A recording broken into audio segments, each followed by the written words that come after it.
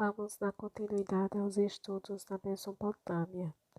No primeiro vídeo, nós estudamos sobre os povos da Suméria e os Acádios. Agora daremos continuidade aos outros povos. Vou deixar aqui no card o link do primeiro vídeo.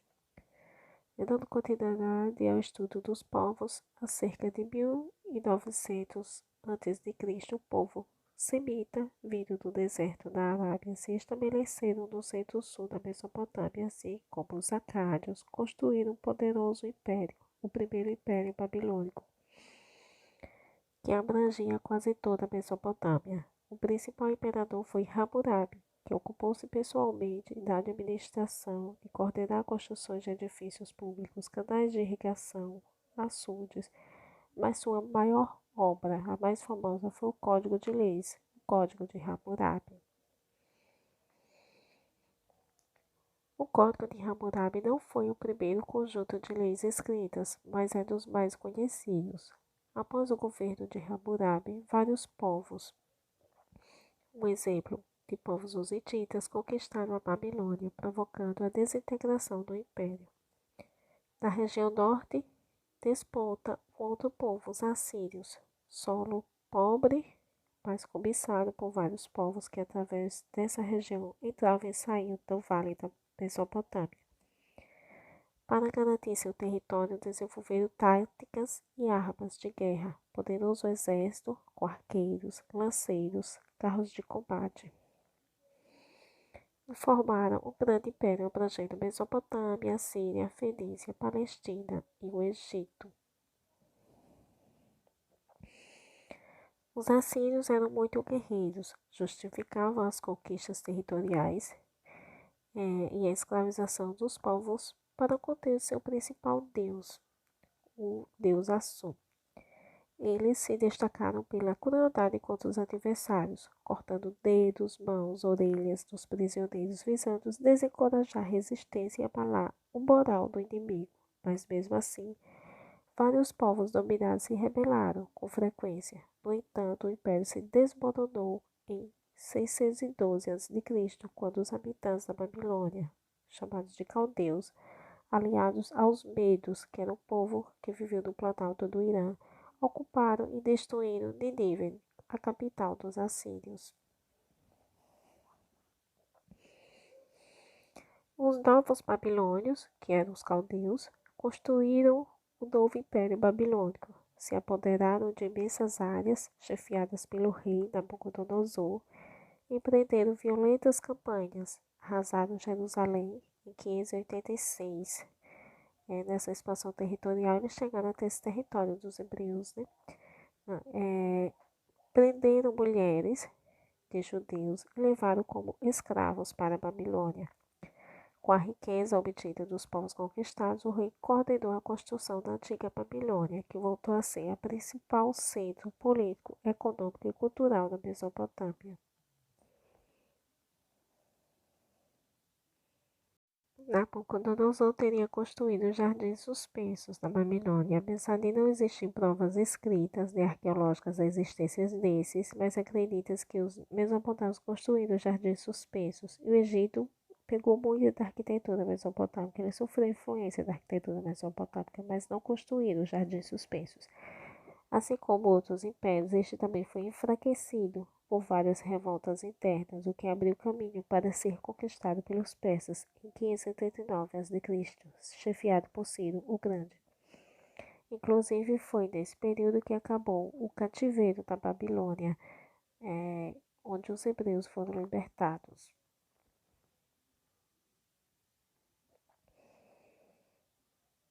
A sociedade mesopotâmica era hierarquizada. No topo estava o rei, que era líder da comunidade, comandante militar em caso de guerra. Ele fortaleceu-se e impôs sua vontade à população através da arrecadação de impostos e da guerra.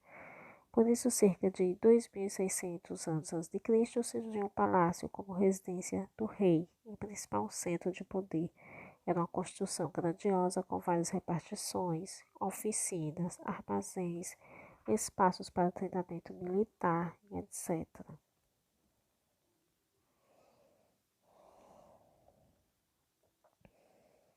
O poder político era privilégio dos homens e passava de pai para filhos. As mulheres nunca chegavam ao poder. Abaixo do rei estavam sacerdotes, nobres, chefes militares. Em seguida vinham os comerciantes, escribas, artesãos especializados. Por último estavam os camponeses. Temos aí uma pirâmide que representa como era dividida as sociedades da Mesopotâmia, a hierarquia daquela sociedade. Na Mesopotâmia, os povos dedicavam-se à agricultura, cereais, cevada, trigo, centeio, o linho e o algodão que eram utilizados na confecção de tecidos. Entre as plantações e os arredores das casas, eles cultivavam legumes como hortaliças e frutas. Eles também criavam ovelhas, porcos, bois para tração, jumentos para o transporte de cargas, cardeiros para extrair a lã. Os pastores trocavam seus produtos com os agricultores e ambos com habitantes das cidades, como os artesãos, os tecelões, os carpinteiros, os joalheiros e etc.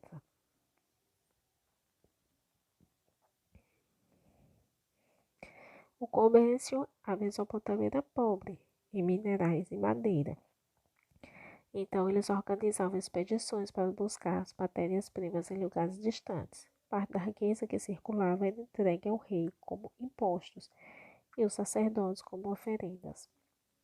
A população livre era convocada a trabalhar em grandes obras, palácios, templos e canais de irrigação.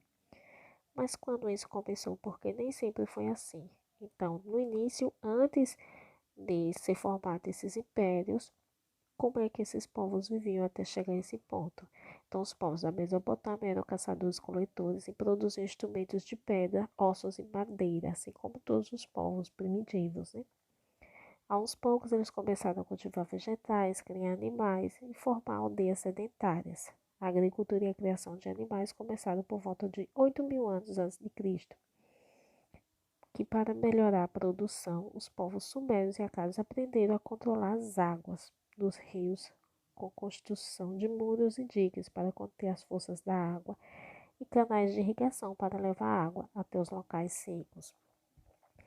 Essas práticas começaram nas aldeias e depois foi controlada por templos e palácios. A produção agrícola e pastoril transformou o cotidiano mesopotâmico como a especialização de alguns trabalhos, a produção da cerâmica, o comércio, etc.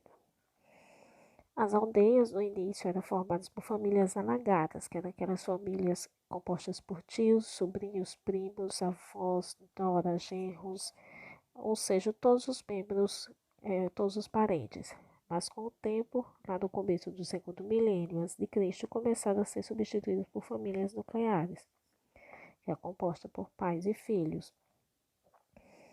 Nas cidades, os trabalhos eram mais especializados que nas aldeias. Entre eles estavam os artesãos, que eram ceramistas, carpinteiros, construtores de carroças. As cidades tinham uma população mais numerosa e diversos tipos de construções, como casas, templos. A roda, que é considerada uma das maiores invenções humanas, também foi construída pelos sumérios, no quarto milênio antes de Cristo, quando desenvolveram o primeiro veículo de rodas que se conhece.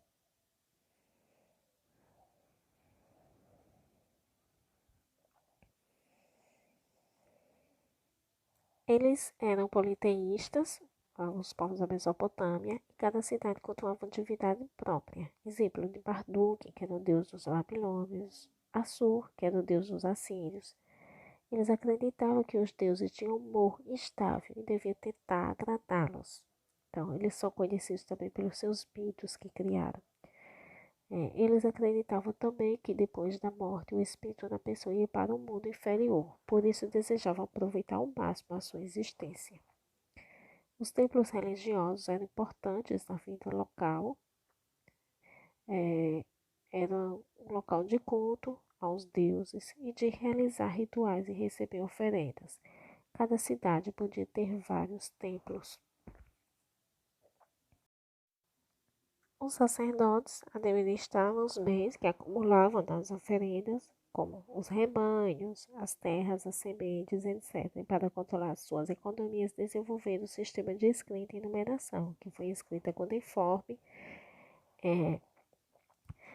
Eles exerciam forte influência política sobre a Suméria. No início, as cidades não existiam reis nem palácios, mas com o aumento delas, o acúmulo de riqueza e o risco de invasão e saques, houve a necessidade de defesa, o que levou os habitantes a organizarem tropas, eleger chefes, e este teria transformado-se em rei, que exercia funções políticas e militares, e uma liderança religiosa que era vista como representante dos deuses. Então, o governante ele exercia várias funções. Naquele período, o rei era líder também religioso. Reis e funcionários dominavam as finanças, fiscalizavam o comércio, cobravam tributos. A maioria da população vivia em regime de servidão coletiva, trabalhando em construções públicas, assim como acontecia no Egito, como já foi citado, que em alguns momentos as populações livres eram convocadas para servirem ao Estado em construções, obras públicas. O sistema de numeração da Suméria predominava o sistema sexagesimal, com base no número 6, o que é utilizado até hoje para medir graus angulares, como 60, 90, 360 graus, uma hora com 60 minutos, um minuto com 60 segundos. Então, ao longo do tempo, essa região foi habitada por vários povos que se confrontaram em diferentes momentos, e apesar de terem línguas e culturas diversas, são chamados genericamente de mesopotâmicos. Esses povos foram os sumérios, acádios, amonitas, assírios e caldeus, os mais famosos. Os mesopotâmicos também tinham conhecimentos astronômicos, cuja observação dos astros ocorria nos topos dos zigurates, e também tinham conhecimentos matemáticos. A guerra dos Estados Unidos contra o Iraque em 2003 destruiu dezenas de sítios arqueológicos sumérios no sul do Iraque. Próximo vídeo daremos continuidade aos estudos sobre a Mesopotâmia.